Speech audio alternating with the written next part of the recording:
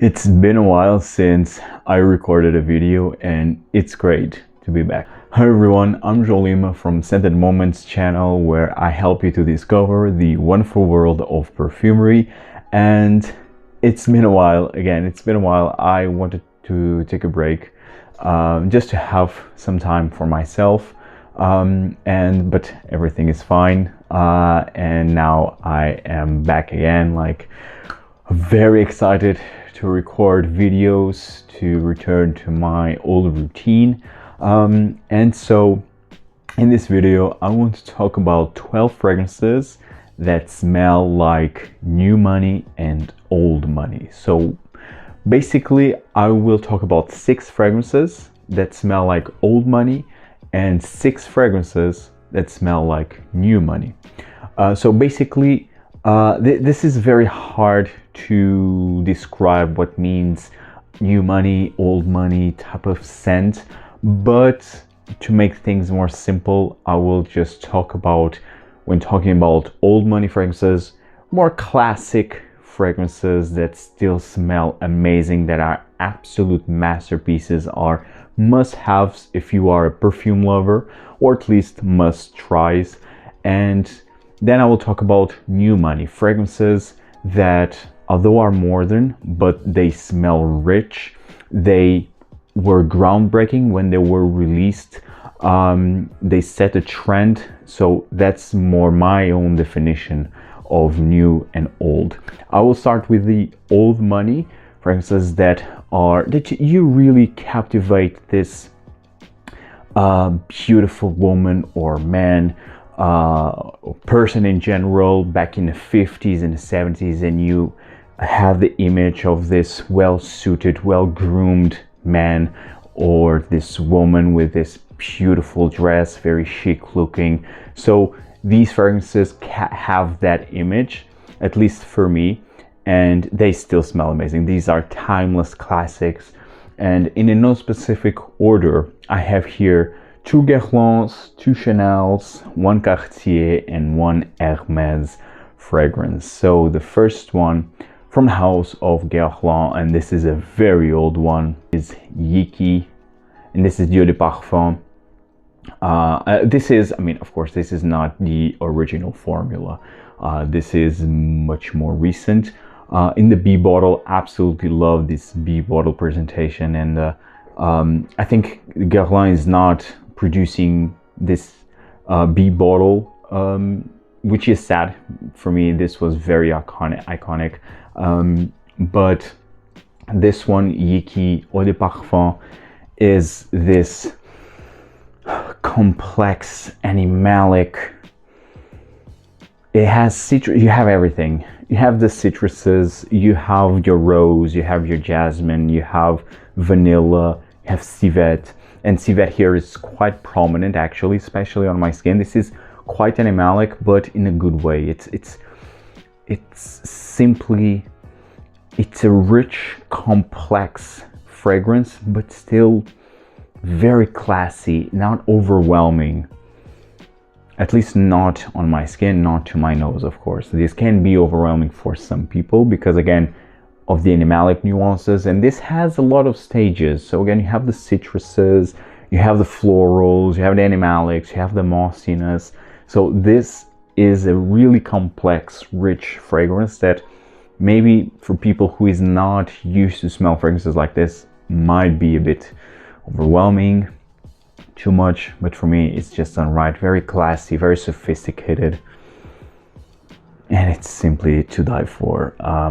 This fragrance for me was groundbreaking and still is, and you have so many fragrances that are inspired by this scent DNA, more so in the niche side of things.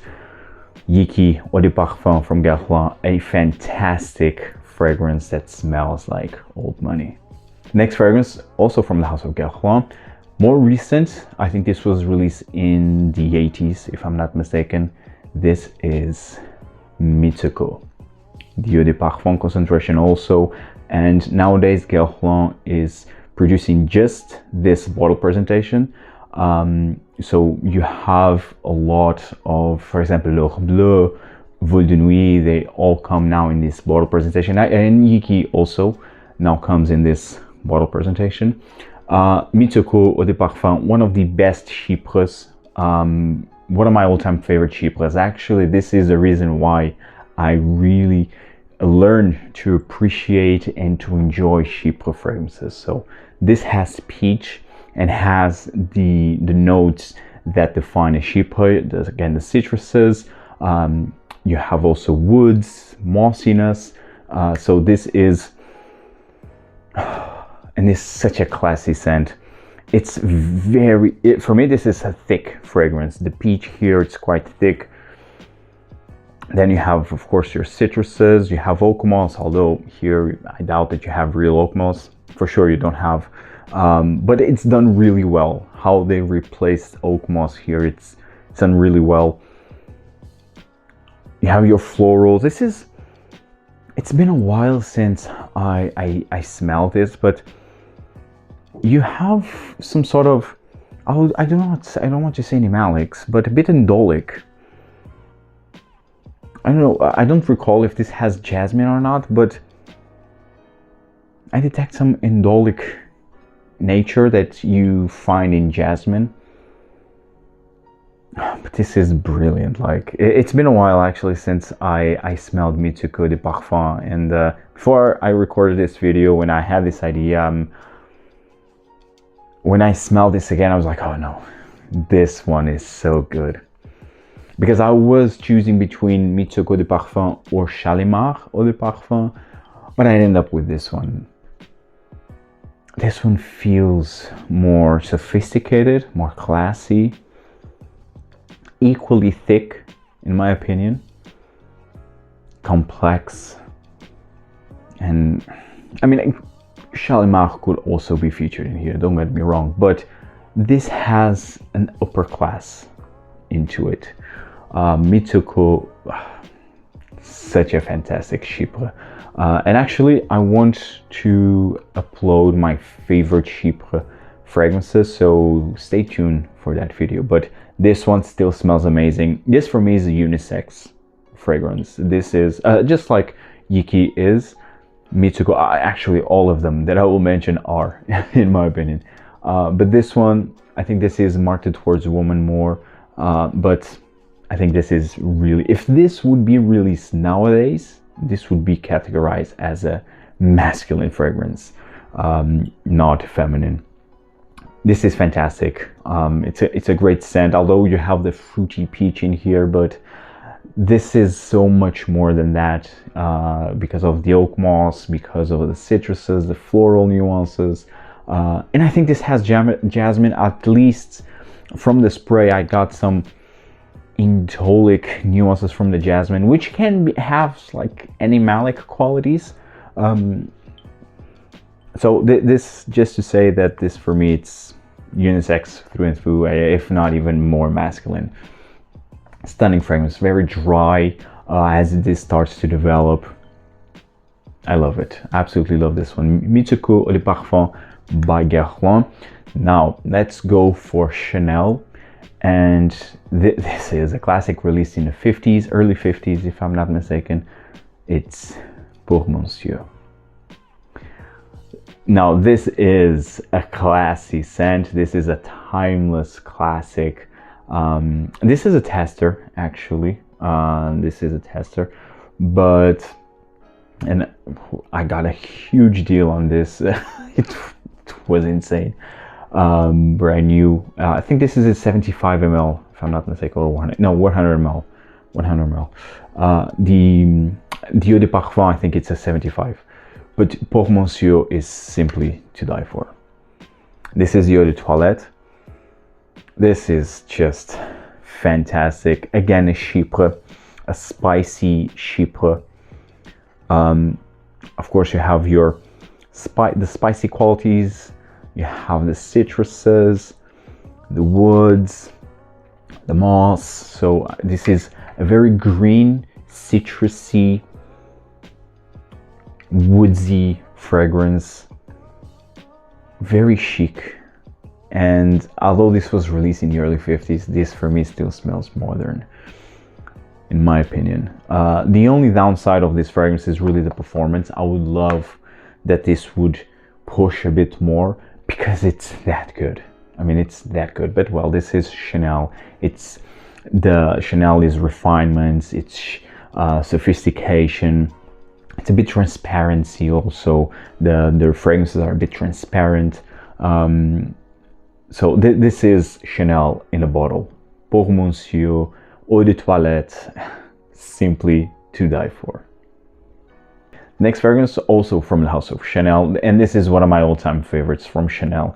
Actually, and this is marketed towards women. Again, for me, that's all marketing. All fragrances are unisex. It all depends on your taste. But this one, talking about fragrances that are marketed towards women, this is my favorite from Chanel, because you have number 5 in all the flankers. I love a couple of flankers from number 5. You have Cristal, which is also beautiful. And then you have this one. You have the Coco line, which is also great, although unfortunately the Coco Eau de Parfum, I'm still getting used to it because the ylang ylang is just too harsh on my skin, and ylang ylang for me it's very hard to appreciate. Doesn't go well on my skin, unfortunately. But this one, again, this one is, in my opinion, the best fragrance marketed towards women from Chanel side. In my opinion, this is number 19, Eau de Parfum. This Eau de Parfum specifically, I think the extrait, I guess it's also glorious, but I think it's discontinued, or it will be discontinued. There are some rumors about that. There's also a long rumor that this would be moved to Les Exclusives, but I mean, so far that didn't happen. But yes, number 19, Eau de Parfum. The reason why I love Galbanum, not Olibanum. Olibanum, it's incense or frankincense, and this is Galbanum, which is a resin. And the reason why I love green fragrances. Now, this is, to this day, still my favorite green scent. This was love at first sniff. So you have a massive Galbanum note in here with lots of florals, a bit citruses, but this is just glorious. Released in the 70s, in 1971, and that I am sure of it. 1971, the Eau de Parfum. And the Eau de Toilette, I have the 3 interpretations. I have the Eau de Toilette, the Eau de Parfum, and the most recent one, the Poudre, or Poudre, which is also fantastic. More amped up in the iris, which is also glorious. Chanel does iris like beautifully. And so this one is definitely more thick. You have the Galbanum, which has this resin, so it has this thickness from the Galbanum, green, thick, resinous nuance with florals, with Lily of the Valley, iris, although not as amped up as in Eau Poudre, rose. It's beautiful and a bit mossy. Definitely mossy, green, floral. It's fantastic. It's so chic, and it's just really, for me, this is old money. Definitely, this is the interpretation of old money, in my opinion. It's number 19, Eau de Parfum. Not number 5, Eau de Parfum. Although I would understand also. I mean, I think when we are talking about Chanel and we are talking about old money type of scents, I mean, number 5, Eau de Parfum, is the one that comes to mind, or the extrait. I just have the Eau Première and L'Eau. L'Eau is beautiful. Could be featured in here, maybe in the old money, but maybe not. Maybe more in the old money, in the new money, because it's more modern. It's a modernized number 5. So clearly, number 5, Eau de Parfum, is the one that comes to mind when you're talking about old money type of scents. But I personally prefer this one. I mean, it just works on my skin, and it was love at first sniff. It's glorious. It's one of the best fragrances ever created, in my opinion. It's number 19 Eau de Parfum by Chanel. The next fragrance is from the house of Cartier, and it is Mousse de Cartier Parfum.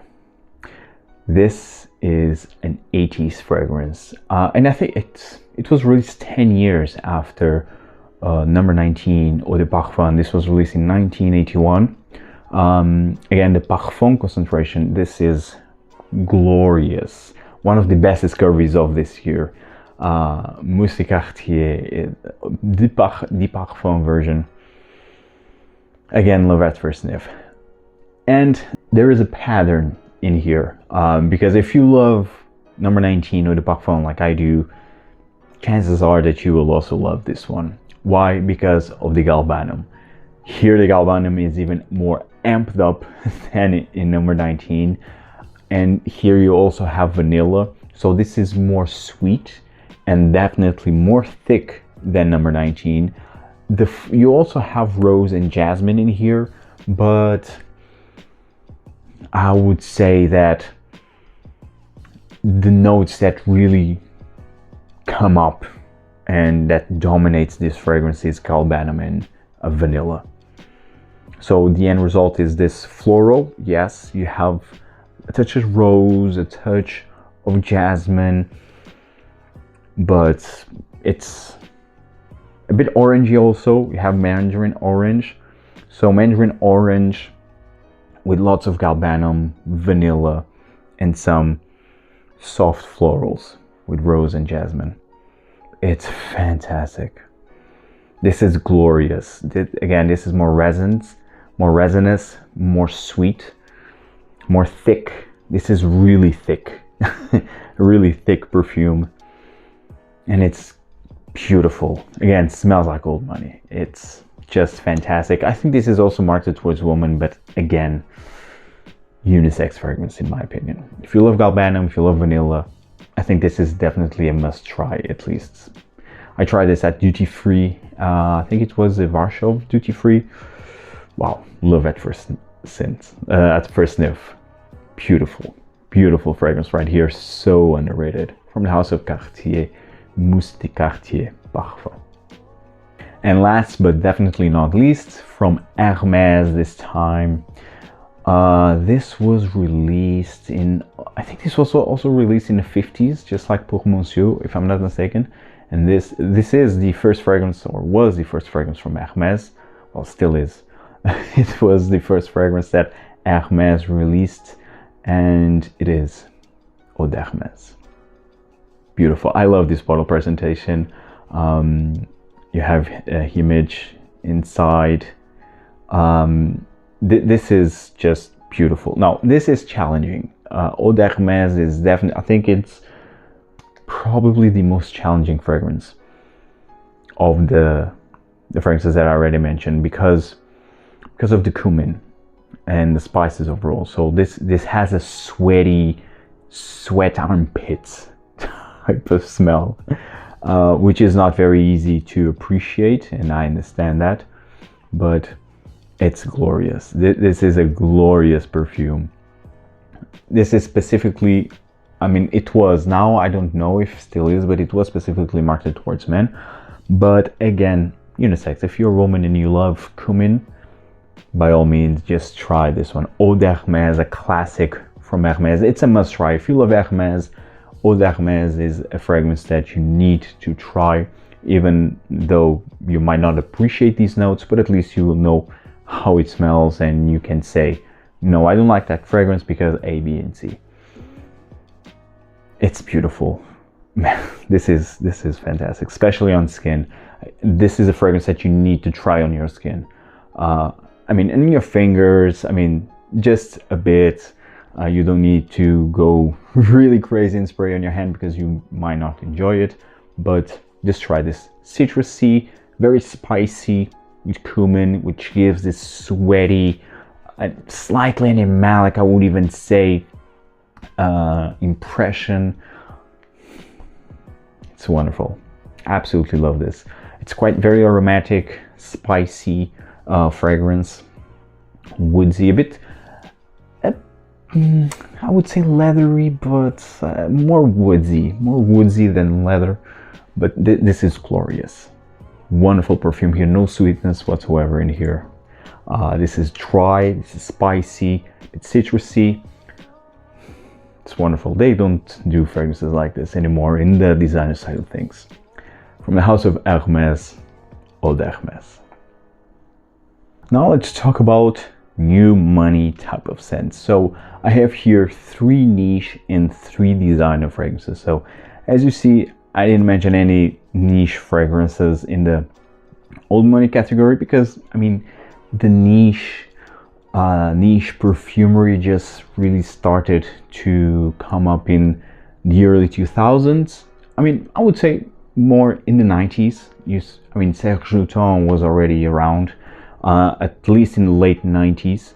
Parfum Broma was already in the 90s, in the late 90s, from 95. Actually, 1995, Parfum Broma. It was when Parfum Broma started to release their fragrances.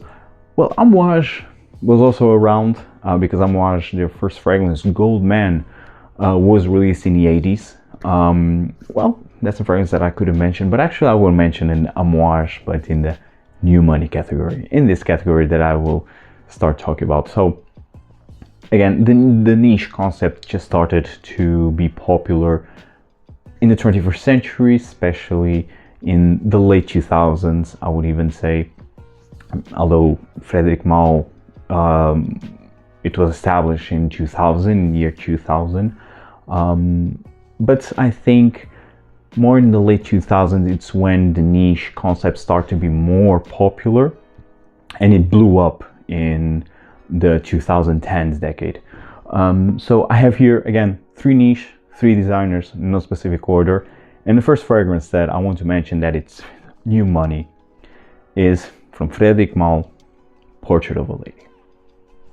Now, this was hard because Frederic Malle, it's such a fantastic house.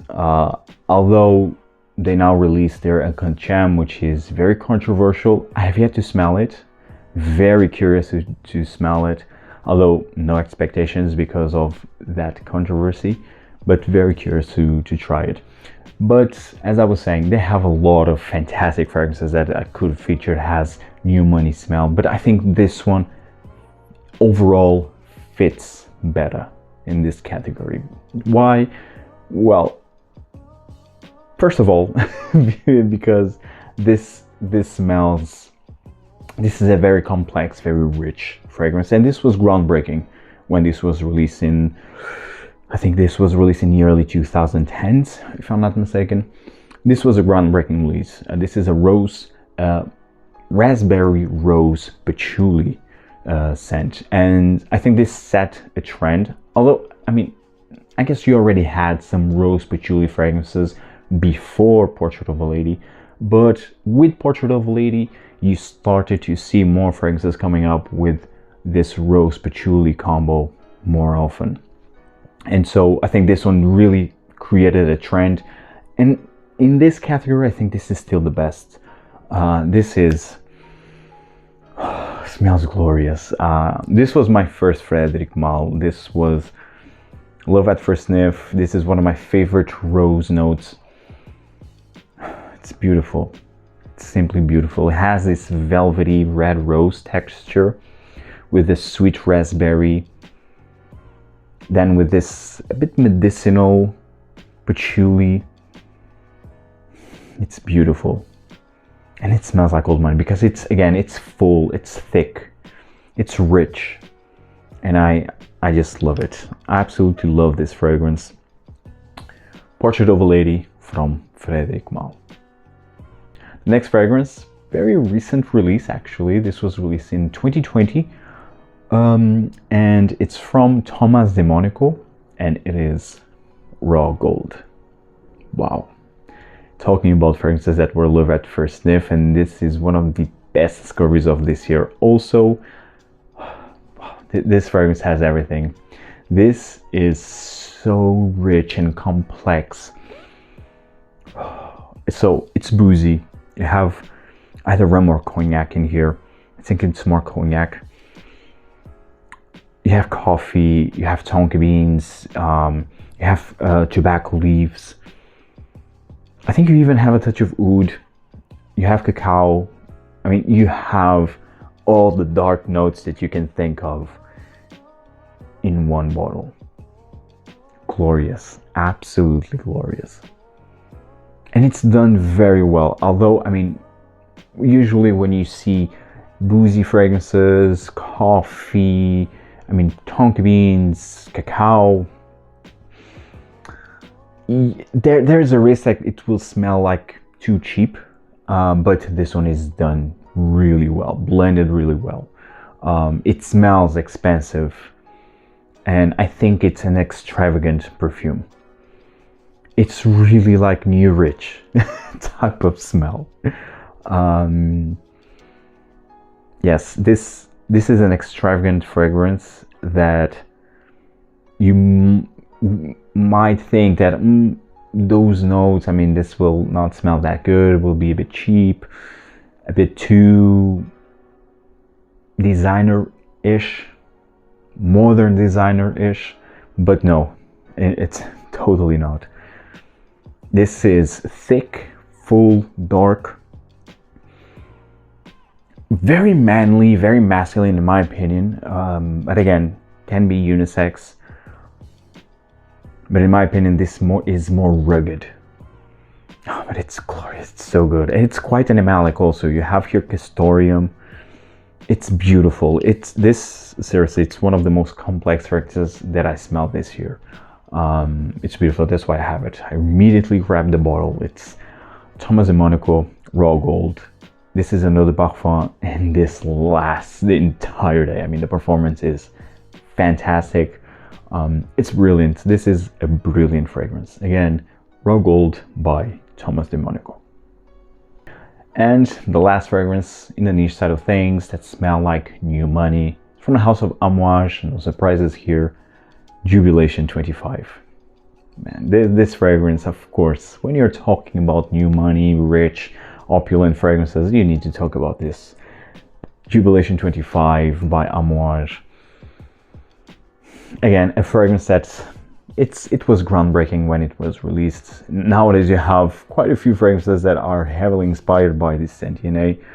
So you have this very fruity, full blackberry with all types of resins. You have the frankincense, you have oud, you have opoponax, you have myrrh.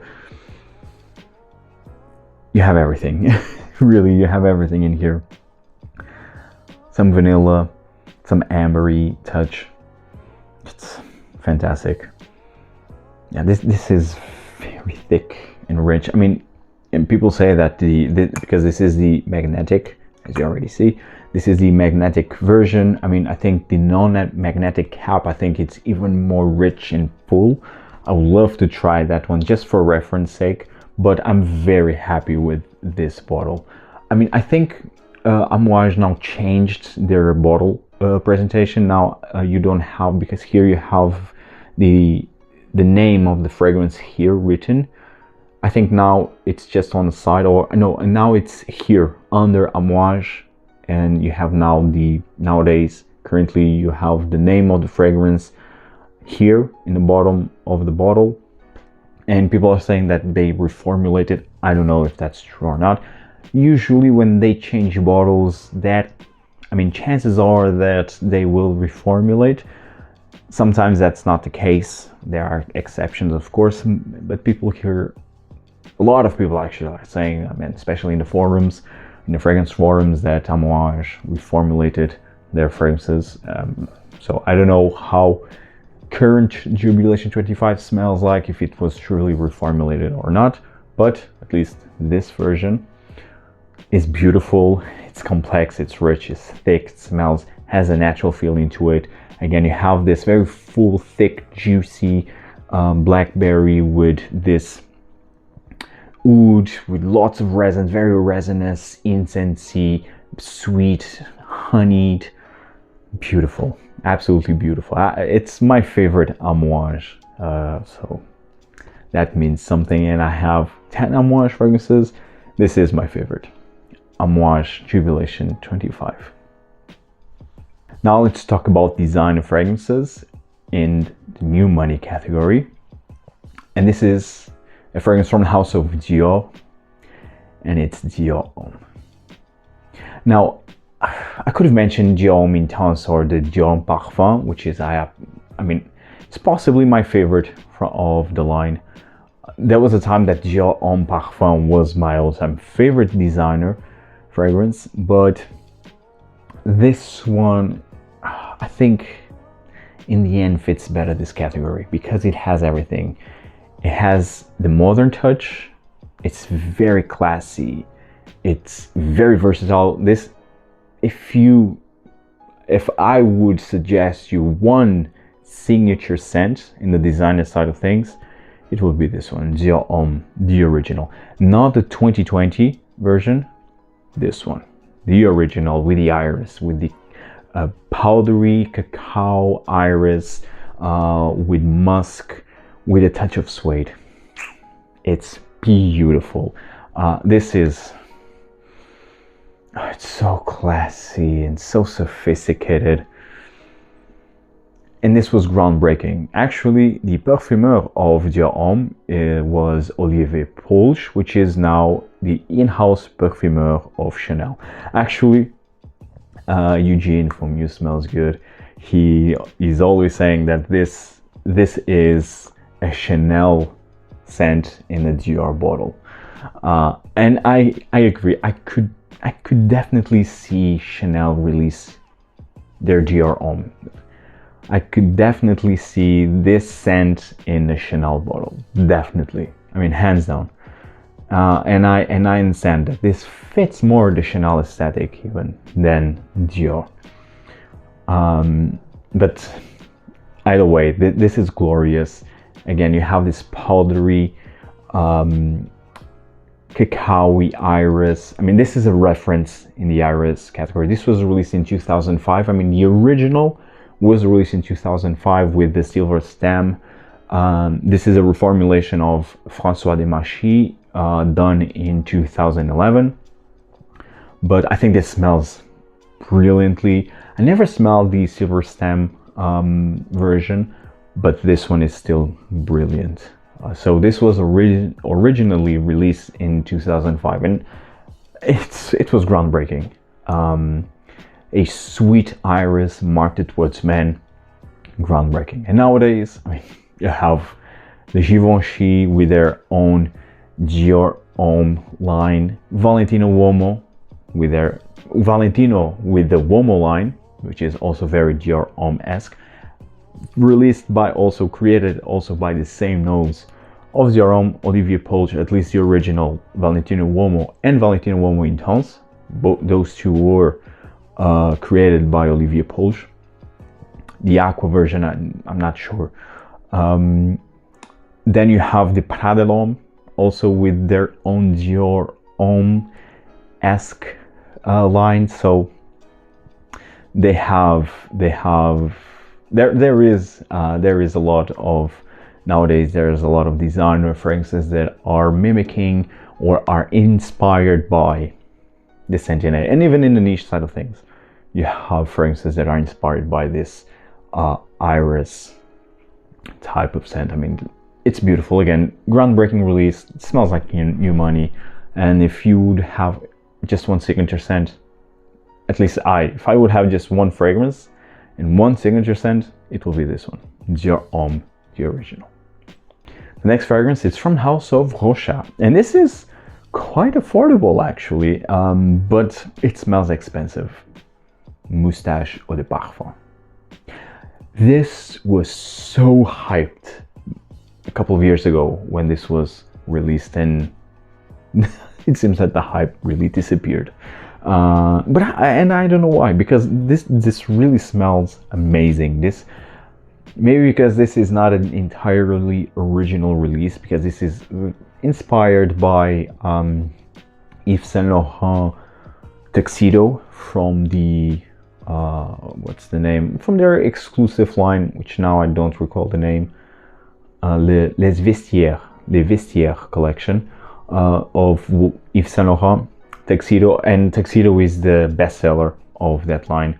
And this is, I mean, you can see the similarities. I mean, it's not a spot-on clone, but I mean, it's inspired. You can see the inspiration. So this has benzoin, lots of benzoin in here. You have vanilla, and benzoin, vanilla, I mean, they have, I mean, benzoin is quite similar to vanilla, but it's more resinous and not as sweet. So here you have two, benzoin and vanilla. This is very dusty, woodsy also. It's fantastic, man. I love this, and even I am a bit guilty because this could easily be featured on my fall list. I mean, I think this really smells like fall. You can also wear this during the winter time because it's thick enough for that. Great performance, and this is very masculine, very gentlemanly, elegant scent that smells like new money, definitely. And seriously, although this, you can grab this bottle like in the online discounters for 30 euros or less. This is a 125 ml, very heavy bottle, heavy cap. I mean, you have here a high quality presentation with a high quality scent inside. So I mean, you have everything in here, very affordable, and can even be a fragrance that you might purchase for yourself as a gift for yourself during this holiday season, or you can offer to your dad, or to whoever you think that it will fit, this fragrance will fit to the person that you want to offer. So I think it's a fantastic scent in the end. It's a great gift idea also. It's really good. It smells like new money because again, it has that rich, intense, resinous, sweet nuance that it's opulent but still reserved. Amazing. And this will not scream. It's not a fragrance that, I mean, it will shout from your skin. You know, this is a fragrance that, at least from my experience, it settles more. It creates a nice scent cloud around you, but I mean, it's not that you will fill a room or two. And I'm glad that that doesn't happen, because this fragrance is perfect the way it is. I mean, I think this would be very cloying if it would, I mean, project like crazy. So I'm glad that that doesn't happen. It's not the case, at least not on my skin. Although this is Eau de Parfum, I mean, the longevity is really good, but the projection is not that huge, which is a plus, and that also why it's featured here, because you don't need to invade other people's nostrils when you are smelling like this, because this is very rich and thick in itself. So I think it leaves a bit of mystery, and we need to leave a bit of mystery. And it's the case with Moustache Eau de Parfum by Rochas. The next fragrance is from House of Tom Ford. And of course, when you're talking about new money, Tom Ford immediately comes to mind. And this is from the Private Blend collection. Of course, I could have mentioned maybe other fragrance from the signature scent, from the signature line, but I decided to go with this one. This is beautiful. Some people say that this is discontinued, other people say that it's not. I mean, what I know is that in Portugal, this is very hard, if not impossible, to find in stores. This is Tobacco Oud. This is a brilliant scent. This has whiskey, amber, ouds, hello, oud, a westernized oud, with some animalic qualities. Wow, so opulent, so rich. Whoa, so good, so dark. It's fantastic. Actually, if you love Tobacco Oud, I think you will enjoy this one. Although this has much more things going on. This is a bit sweeter also, and you have also the coffee. So this is a bit more complex. You have more things going on in here. So if you love one or another, I think these two combined, I think these two have a pattern. Although I'm not saying that this is a clone or inspired by, but they have some similarities now that I'm thinking of. I think they have some similarities. Yeah, definitely. I can see that. I can see maybe this one a bit more heavy in the animalic nuance. A bit more furry, like musky furry type of feel. But they do share some similarities, I would say. But well, that aside, this one, brilliant. Very dark, opulent, rich, complex. Very unique scent nonetheless. And seriously, if there's a fragrance that it really is full bottle worthy, is this one, Tobacco Oud by Tom Ford. New money, definitely smells like new money. It's so good. Tobacco Oud, really good. Guys, I hope you enjoyed this video. Tell me in the comments down below, what are your suggestions? What fragrances would you pick as old money and new money? I would love to hear your thoughts and your suggestions. And see you in the next video. Take care, guys. Ciao.